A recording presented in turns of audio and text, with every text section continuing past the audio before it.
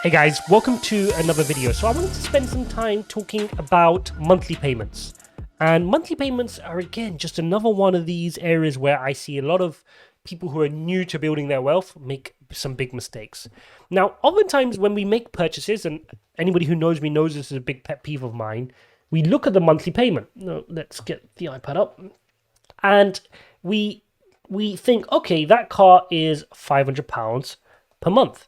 And the problem there is we are now losing all of our ability to understand what the real cost to us is. And if you remember, guys, particularly in the UK, this started with mobile phone contracts. And now we see people buying cars on lease. We see people buying holidays on a lease where they can't afford it. And we see people buying clothes now on monthly payments, buy now, pay later as well. And the problem here is and this is very smart from the retailers, they know that if they divide the price into monthly payments, it's more digestible. But it also means it's easier for them to upsell you. Okay, so they'll say the car is £500 a month, and then they'll say, okay, you need £30 for servicing. And then you need, do you want the backup camera? That's only an extra £5 a month, right? Why wouldn't you, when you're buying a car, why would you not £5 a month backup camera? Right? And then they'll say, don't you want the new in-dash digital display? Yeah, that's only £3. That's fine. No, yeah. And then they'll say, why don't you have the tyre service pack? Let's have the tyre service pack, £2. Before you know it, this monthly payment has just got bigger and bigger and bigger, right? And the problem here is that's where you've lost your negotiating power. Because the reality is you're buying a car at 500 times, let's say, the 24-month commitment. Let's do that. You're buying that car at 12K.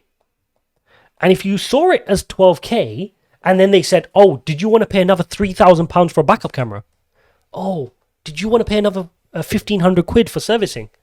Did you want to pay another £2,000 for tires?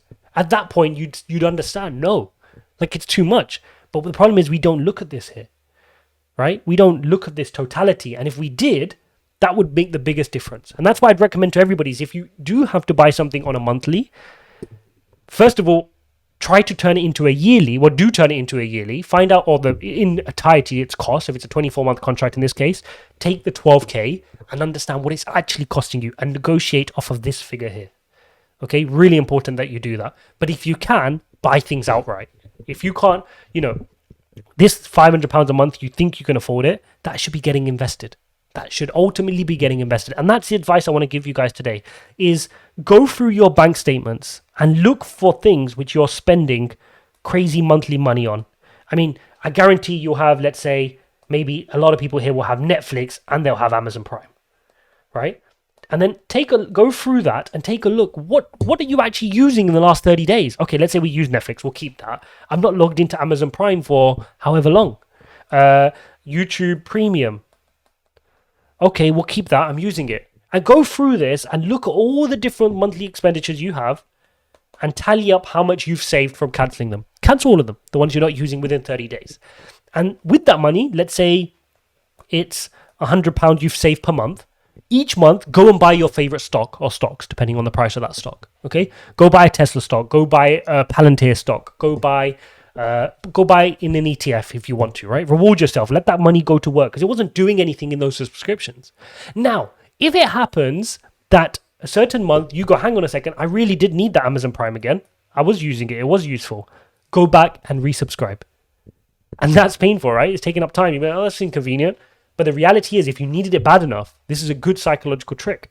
If you needed it bad enough, going and signing up for it again shouldn't be the end of the world, right? Because you needed it. Go through that pain, reset it up. Because this is the problem we have. A lot of the subscriptions we have and we continue to run are just there because we've left them there. Why? It's only £6 for my Netflix login, or it's only a couple of pounds for ASOS Prime, or for anything else. And that's the key. If we can take those out, start putting that money to work, put it in some stocks, reward yourself. Because the key is, this is again another reason we're going to start creating lifestyle inflation. Because if you start saying, it's only I earn so much. I'm on £50,000 a month. £50,000 a year.